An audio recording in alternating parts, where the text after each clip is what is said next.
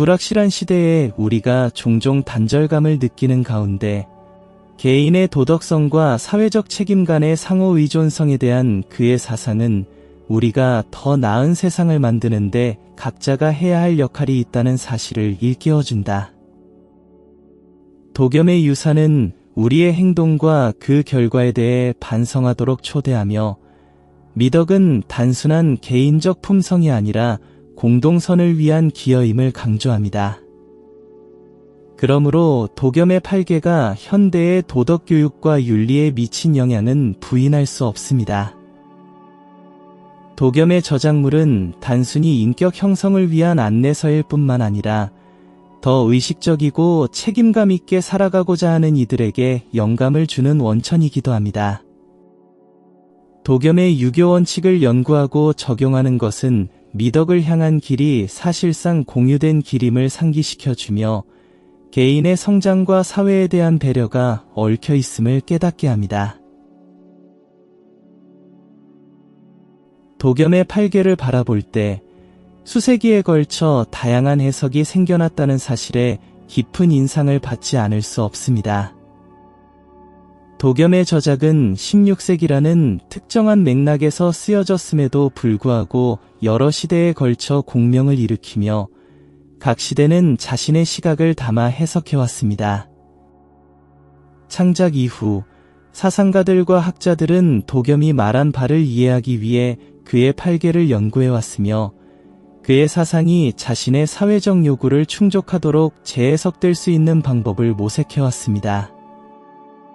이러한 지속적인 재평가는 유교 사상의 깊이를 증명하고 도겸의 아이디어가 여전히 렐러번트하다는 것을 보여줍니다. 이러한 해석들 중 가장 매혹적인 측면 중 하나는 유교 내의 다양한 사조들이 도겸의 팔계를 어떻게 받아들였는가 하는 점입니다.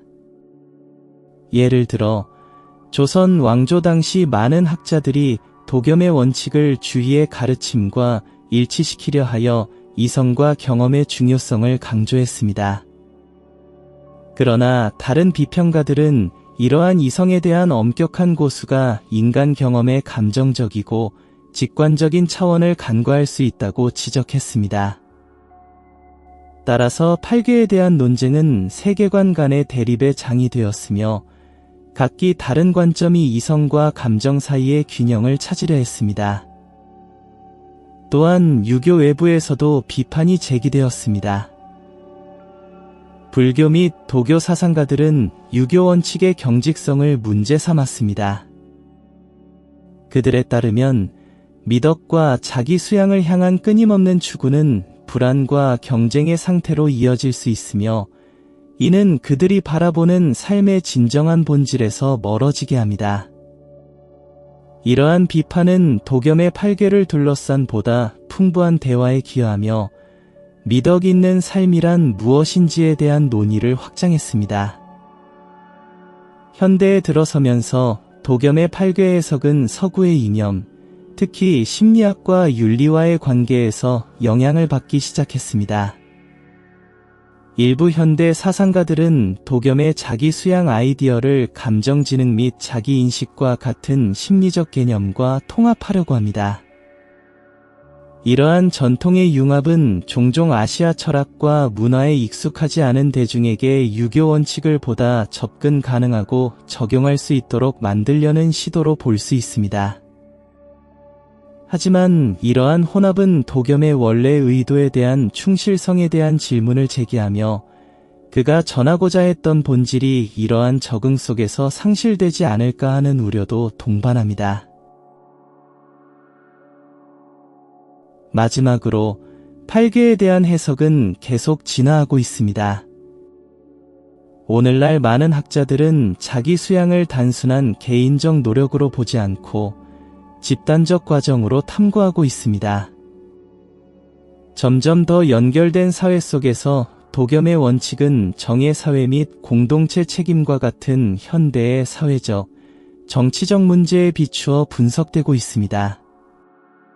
이러한 보다 전체적인 접근은 사실상 개인을 넘어 보다 윤리적이고 조화로운 사회 건설에 초점을 맞춘 도겸의 저작 해석의 새로운 형태를 나타낼 수 있습니다. 이러한 해석의 진화는 강력한 메시지를 전달합니다. 즉, 잘 정립된 아이디어는 그 기원을 초월하고 각 시대의 요구에 맞게 적응할 수 있습니다. 여러분, 도겸의 매혹적인 팔괘를 탐구한 지금 잠시 생각해 볼까요? 여러분의 삶에 자기 수양이 어떤 영향을 미칠 수 있을지 고민해 본 적이 있나요?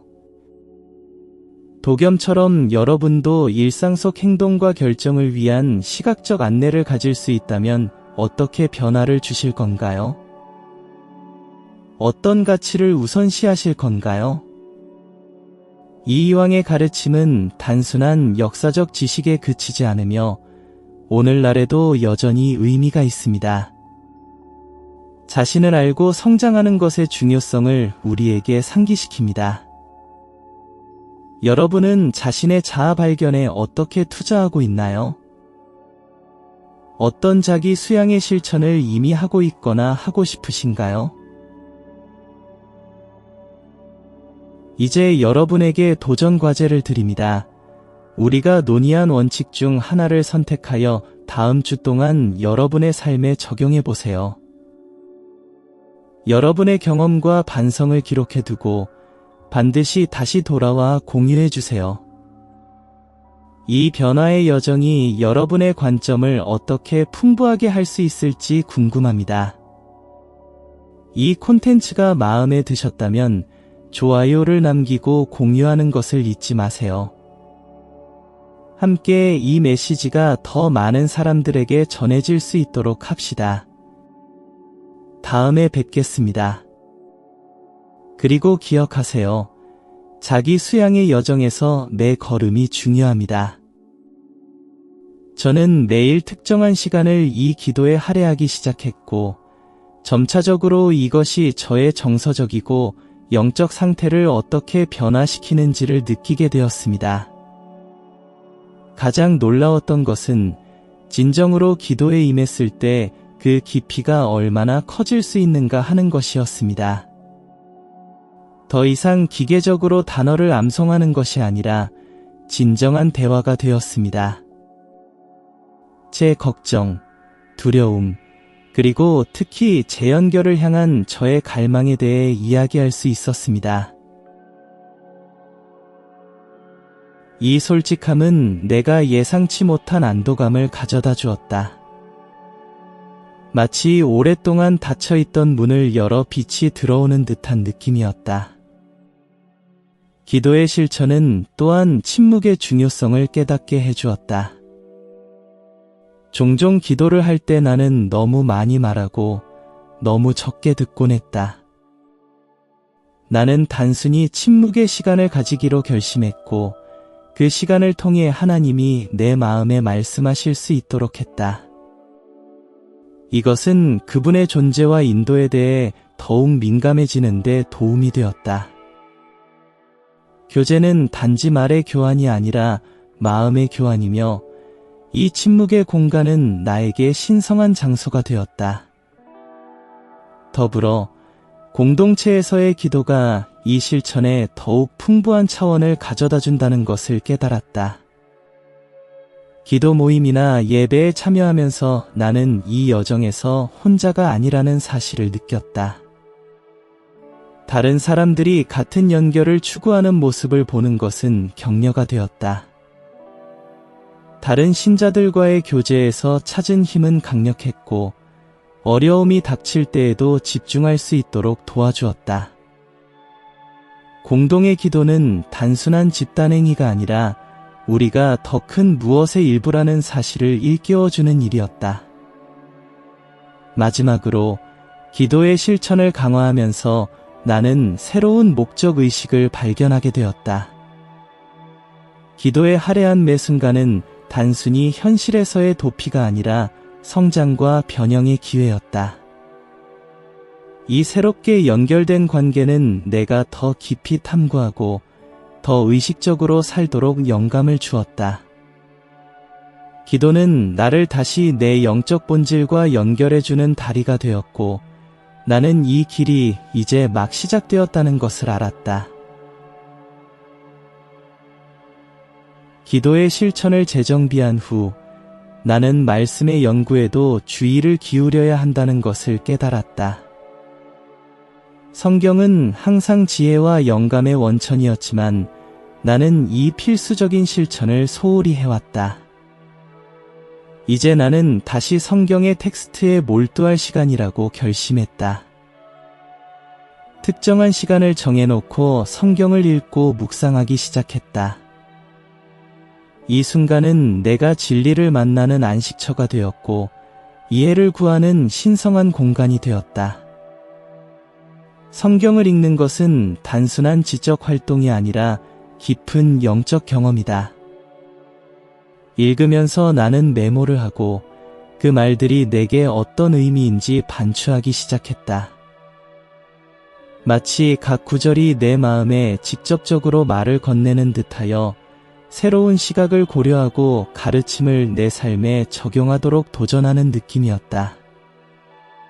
이러한 묵상의 실천은 내가 그곳에 숨겨진 메시지를 내면화하는 데 도움을 주었다. 매일 나는 그 이야기와 가르침에 놀라움을 느끼곤 했다. 이전에 익숙하게 느껴졌던 비유들은 새로운 의미의 층을 얻었다. 나는 우리가 인생에서 마주하는 도전들이 성경의 인물들이 겪었던 경험과 어떻게 연결되는지를 인식하게 되었다. 이것은 나에게 연결감을 주었고, 마치 나와 같은 여정을 걷는 이들과 대화하는 듯한 기분을 느끼게 했다. 말씀의 연구는 세대를 넘어서는 대화가 되었고, 나는 이 유산의 일부가 되었다고 느꼈다. 더욱이 성경의 읽기는 하나님의 사랑과 은혜에 대한 새로운 이해를 가져다 주었다.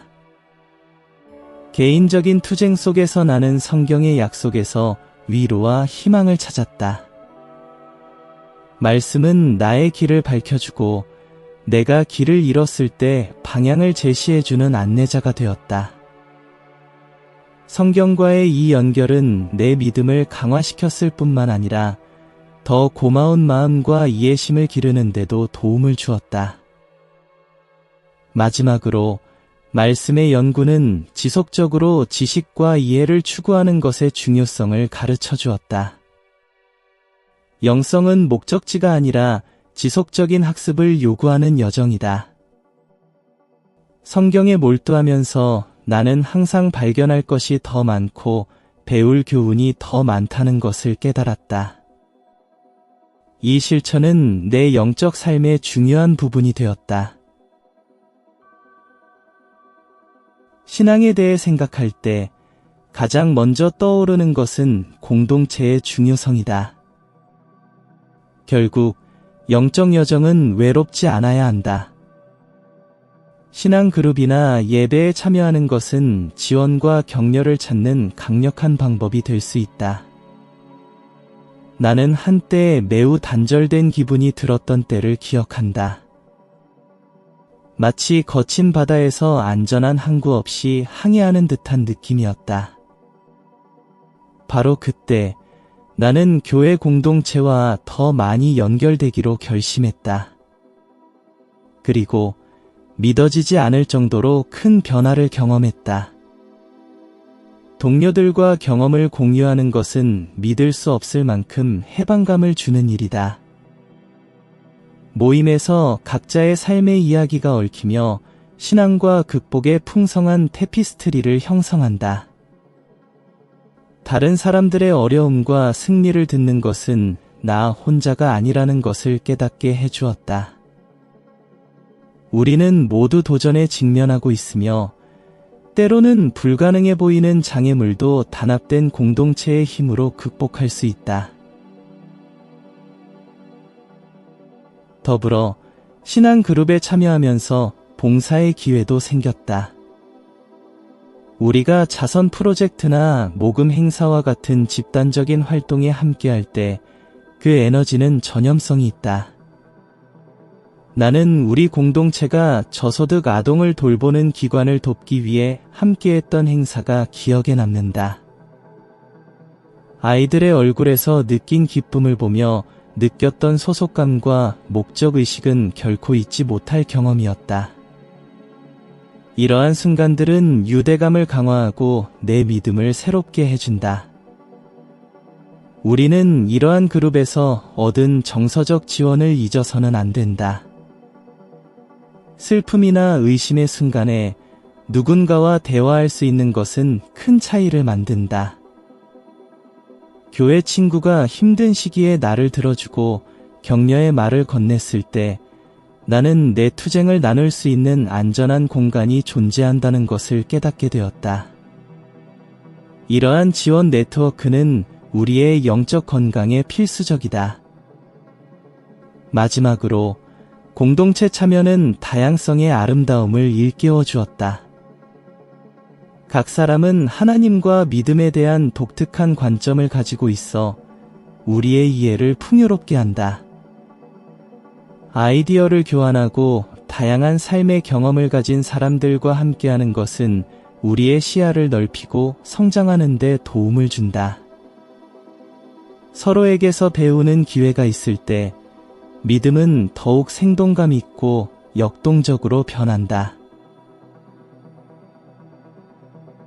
바쁜 일상 속에서 침묵과 명상의 중요성을 잊기 쉽다.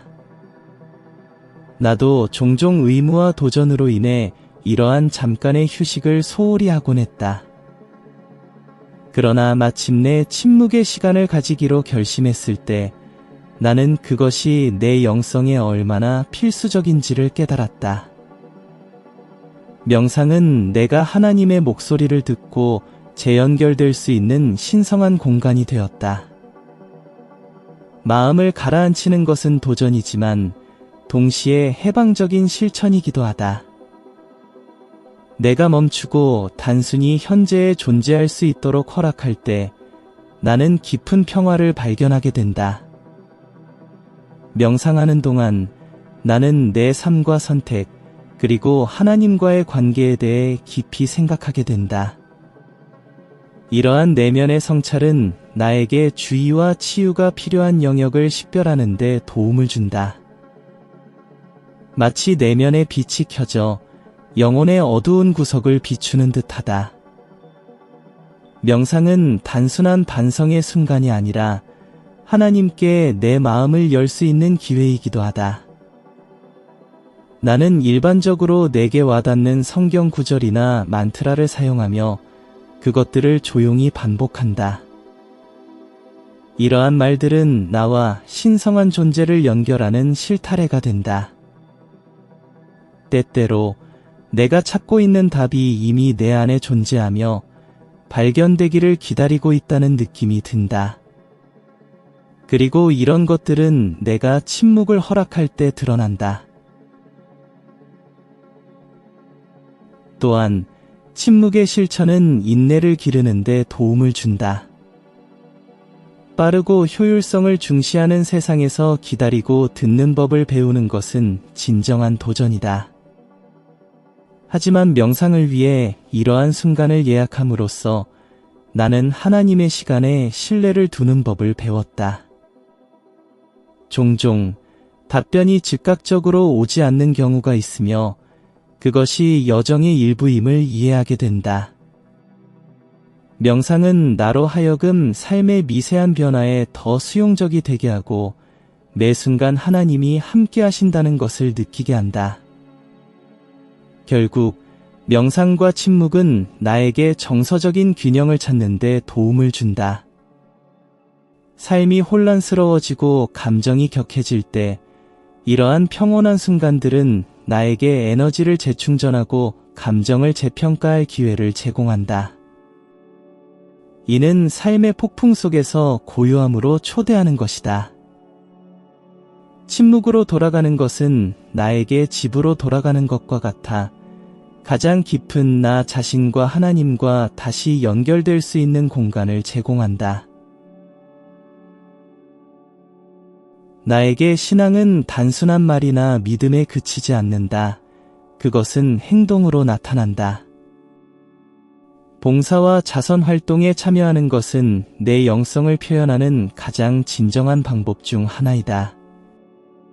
사회 프로젝트에 헌신하기 시작했을 때 신앙의 진정한 본질은 타인을 섬기는 것이라는 것을 깨달았다. 그것은 내가 받는 것뿐만 아니라 내가 제공할 수 있는 것에 관한 것이다. 어느 날 우리는 노숙자를 위한 보호소에서 자원봉사를 했던 프로젝트를 기억한다. 처음에는 타인을 도와주기 위해 갔지만 나는 상상 이상으로 많은 것을 받았다. 고통과 투쟁으로 가득 찬 그들의 삶의 이야기를 접하면서 나의 특권에 대해 깊이 반성하게 되었다. 각 미소와 감사의 말은 작은 행동이 가져올 수 있는 영향력을 상기시켜 주었다. 봉사는 또한 나에게 공감을 가르쳐 준다. 다른 사람의 입장에서 생각해보면 내가 종종 내 주변에 쌓아온 장벽들이 허물어지기 시작한다. 어려운 상황에 처한 이들과 나눈 대화는 우리가 본질적으로 사랑과 이해를 추구하고 있다는 것을 보여주었다. 이 깊은 연결은 우리가 모두 하나의 인류 가족의 일원임을 깨닫게 해준다. 더불어 자선 활동에 참여함으로써 나는 목적의식을 느낀다. 내 삶이 더 큰 무언가에 기여하고 있다는 느낌은 나에게 동기가 된다. 타인을 도우면서 나는 나 자신의 질문과 도전에 대한 답을 찾기도 한다. 봉사의 행위는 내가 세상을 바라보는 방식을 변화시키고 가능성의 지평을 넓힌다.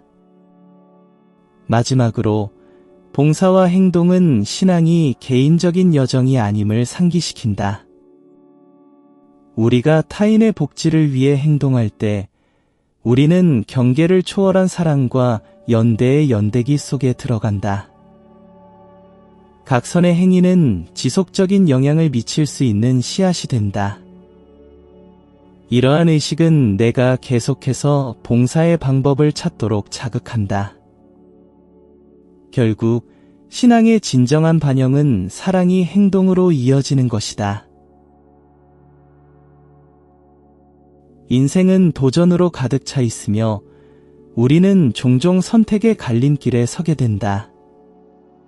이러한 순간에 영적 조언을 구하는 것은 매우 중요할 수 있다. 영적 지도자나 멘토와의 대화는 내 여정의 명확성과 지침을 가져다 주었다. 이러한 경험과 지혜의 교환은 우리가 과소평가해서는 안 될 소중한 자원이다. 멘토를 찾기로 결심했을 때 나는 의심과 불확실성의 시기를 겪고 있었다. 내 걱정과 두려움을 누군가와 나누는 단순한 행위는 나에게 해방감을 가져다 주었다. 멘토는 나를 들어줄 뿐만 아니라 내가 고려하지 않았던 관점을 제공해 주었다. 이는 내가 상황을 새로운 시각으로 바라보고 나아갈 길을 찾는 데 도움을 주었다. 또한 영적 조언을 구하는 것은 도움을 요청하는 것이 부끄러운 일이 아님을 깨닫게 해주었다. 오히려 이는 겸손과 지혜의 상징이다. 우리는 모두 약한 순간을 경험하며 그것을 인정하는 것은 영적 성장의 일부분이다. 더 경험이 많은 사람과 대화하면서 나는 취약함이 치유와 변혁으로 가는 달이라는 것을 배웠다. 영적 조언은 또한 나에게 방향성을 제공했다. 내가 길을 잃었다고 느낄 때 받은 지침은 내가 취할 수 있는 단계들을 이해하는 데 도움을 주었다. 비슷한 경험을 겪은 사람의 목소리를 듣는 것은 나 자신이 직면한 도전에 맞서 싸울 용기를 주었다. 이러한 대화들은 어둠 속에서 나를 인도하는 등대가 되었다. 마지막으로 영적 조언을 구하는 것은 공동체의 중요성을 일깨워 주었다. 누구도 인생의 무게를 혼자 짊어질 필요가 없다. 우리 주위에 지지와 지침을 제공할 의향이 있는 사람들이 있다는 것은 소중한 선물이다. 내 마음을 열고 도움을 요청함으로써 나는 영적 여정이 공유될 때 더 풍요롭고 보람있게 된다는 것을 깨달았다. 이러한 교류의 공간에서 우리는 앞으로 나아갈 힘과 희망을 찾는다. 가끔 나는 내 영적 여정을 반성하며 의심이 항상 존재해왔다는 것을 고백하게 된다. 특정 순간에 내가 믿었던 모든 것이 무너지는 듯한 기분이 드는 것은 신기하다. 내가 배운 첫 번째 것은 이러한 의심을 과정의 일부분으로 받아들이는 것이다. 모든 답을 알 필요는 없으며 그것이 나를 덜 영적으로 만들지는 않는다. 의심은 내가 더 큰 무엇인가, 더 깊은 것을 탐구하고자 하는 신호일 수 있다. 그것은 탐색하고 질문할 초대이며 어쩌면 새로운 시각을 발견할 기회를 제공한다. 나는 많은 사람들이 이러한 과정을 겪지만 그들의 불확실성에 대해 공개적으로 이야기하지 않는다는 것을 믿는다. 마치 의심이 신앙의 약점으로 여겨지는 것처럼 말이다. 하지만 사실 나는 의심을 성장의 기회로 본다. 내가 질문할수록 나는 더 깊고 진정한 이해로 나아갈 수 있다. 그래서 나는 나의 영성에서 멀어지기보다는 진정 내가 믿는 것이 무엇인지 이해하고자 더 가까이 다가가게 된다. 내 의심을 다루는데 유용하다고 생각하는 한 가지 기술은 일기를 쓰는 것이다. 내가 걱정하는 것과 의문을 종이에 적어 내려가면서 내 생각을 정리하는 데 도움을 받았다. 다시 이 페이지들을 읽으면서 많은 질문들이 주기적으로 나타난다는 것을 깨닫습니다. 전환기나 스트레스가 많은 순간에 특히 그렇죠. 이런 생각은 저에게 어느 정도 안도감을 줍니다. 제가 이 탐색을 하고 있는 것은 저 혼자만이 아니란 걸 알게 되니까요. 믿음을 가진 친구들과 이러한 반성을 나누는 것도 매우 뜻깊습니다. 의문에 대해 숨기기보다는 대화하는 것이 취약성과 진정성을 만들어냅니다. 게다가 믿음에 대한 다양한 관점을 탐구하는 것도 흥미로운 길이 되어 왔습니다. 영성을 다양한 방식으로 다룬 저자들의 책을 읽는 것은 저에게 새로운 시각을 제공했습니다. 가끔은 한 문장이나 아이디어가 깊이 공명하여 혼란 속에서도 평화를 찾는 데 도움을 주기도 합니다. 그리고 제가 답할 수 없는 질문에 마주했을 때 이를 받아들이는 법을 배웠습니다. 모든 것이 즉시 이해될 필요는 없다는 것이죠. 제 의문에 대한 인내는 더 풍부한 여정으로 이끌어주는 소중한 연습이 되었습니다. 마지막으로 의문이 인간 경험의 정상적인 일부분이라는 사실을 인식하는 것은 저에게 위안을 줍니다. 때로는 한 걸음 물러서서 진정으로 중요한 것이 무엇인지 재평가해야 합니다. 믿음은 의문의 부재가 아니라 길이 불확실할 때도 계속해서 탐구하는 용기입니다. 그래서 저는 제 길을 이어가며 의문이 영적 삶의 복잡하고 풍부한 레시피의 또 다른 재료일 뿐이라는 것을 받아들입니다. 세월이 흐르면서 몇 가지 영적 실천이 거의 자동적으로 반복되고 있음을 깨달았습니다. 습관을 갖는 것도 좋지만 때때로 신과의 연결을 새롭게 하기 위해 신선함이 필요하다는 것도 느낍니다. 새로운 영적 루틴을 정립하는 것은 제 갱신을 위한 탐구에 있어 중요한 부분이 되었습니다. 제가 처음 한 일은 제가 하고 있는 것들을 평가하고 어떻게 조정할 수 있을지를 고민하는 것이었습니다. 모든 것을 버리는 것이 아니라 미세한 변화를 주어 의미 있는 차이를 만드는 것이죠. 제가 구현한 새로운 루틴 중 하나는 명상입니다. 그동안 명상에 대해 회의적이었지만 직접 경험해보니 제가 몰랐던 차분함과 존재의 공간을 발견하게 되었습니다. 하루에 10분을 따로 떼어 내 숨을 쉬고 제 영성에 집중하는 것은 놀라운 효과를 가져왔습니다. 명상은 외부의 소음을 차단하고 일상 속에서 종종 잃어버리는 내면의 목소리에 귀 기울일 수 있게 해줍니다. 이 실천을 통해 기도를 재정의하게 되었고 더 깊고 반성적인 기도를 할 수 있게 되었습니다. 또한 집에 기도 전용 공간을 만들기로 했습니다. 예전에는 아무 곳에서나 기도했지만 이제는 특정한 공간이 생김으로써 의식을 형성할 수 있게 되었습니다. 촛불, 영성 관련 책들, 그리고 저를 고무시키는 이미지들을 배치했습니다. 그 공간에 들어가면 세상의 방해 요소를 뒤로하고 더 의도적으로 연결된 느낌을 받습니다. 이러한 새로운 루틴은 제 기도 시간에 신성함을 부여하여 이전에는 경험하지 못했던 감정을 선사했습니다. 게다가 전에 읽어보지 않았던 영적 책들을 탐구하기로 결심했습니다.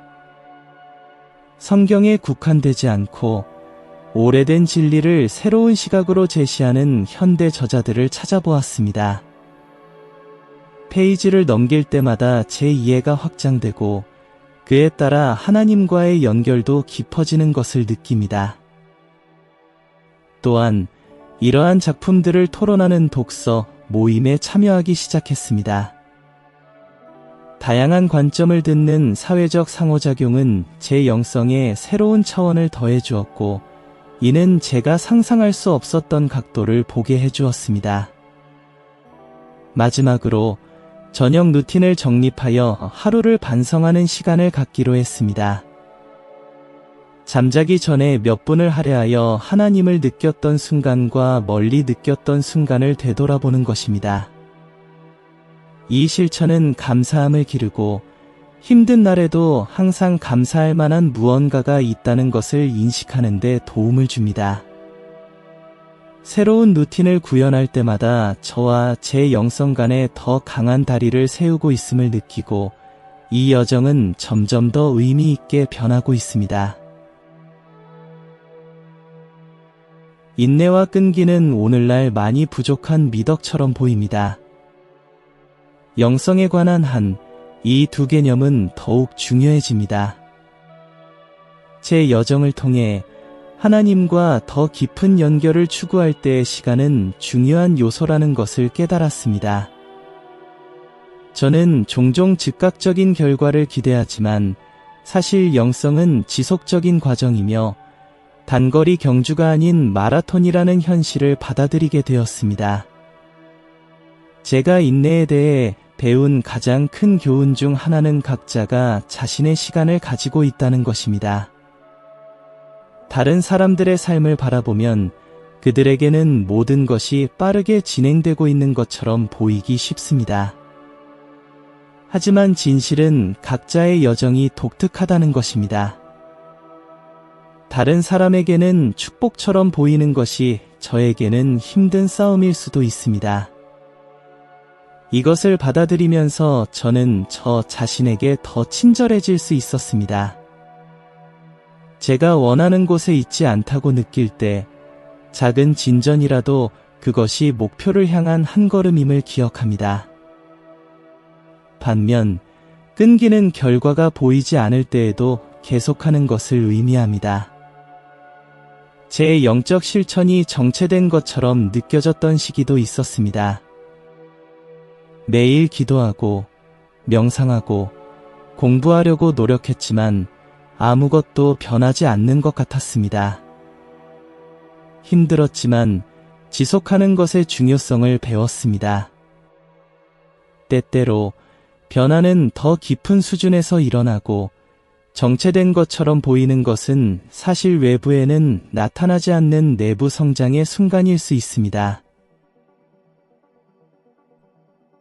인내는 또한 믿음의 의미를 이해하는 데도 적용됩니다. 의심이 들고 연결이 약해질 때 포기하고 혼자라고 생각하는 것은 유혹적입니다. 하지만 저는 이러한 순간들이 더 깊이 파고들 수 있는 기회라는 것을 깨닫습니다. 멀어지기보다는 하나님과 더 깊이 연결하기 위해 조용히 앉아 그분이 저에게 말씀하시도록 허용합니다. 이 실천은 믿음이 직선이 아니라 굴곡과 회전이 가득한 길이라는 것을 가르쳐 주었습니다. 결국 인내와 끈기는 저에게 과정을 수용하도록 가르쳐 주었습니다. 영적 여정은 단순히 목적지에 도달하는 것이 아니라 그 길에서 배운 교훈들에 대한 것입니다. 각 도전, 의문 및 낙담의 순간들은 성장의 필수적인 부분입니다. 그래서 저는 앞으로 나아가며 각 노력이 가치 있다는 확신을 가지고 있습니다. 결과가 즉각적이지 않더라도 말입니다. 결국 영성의 진정한 분은 여정 자체에 있으며 최종 결과만이 아닙니다. 이제 여러분도 하나님과 다시 연결할 수 있는 이 5가지 강력한 단계를 알게 되었으니 기억하세요. 영적 여정은 직선이 아닙니다.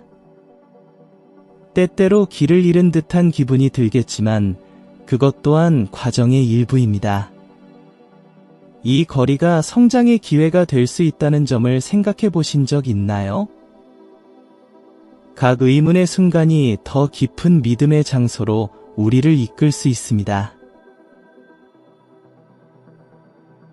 매일의 삶 속에서 그분의 존재를 느끼기 위해 한 걸음 나아가 보세요.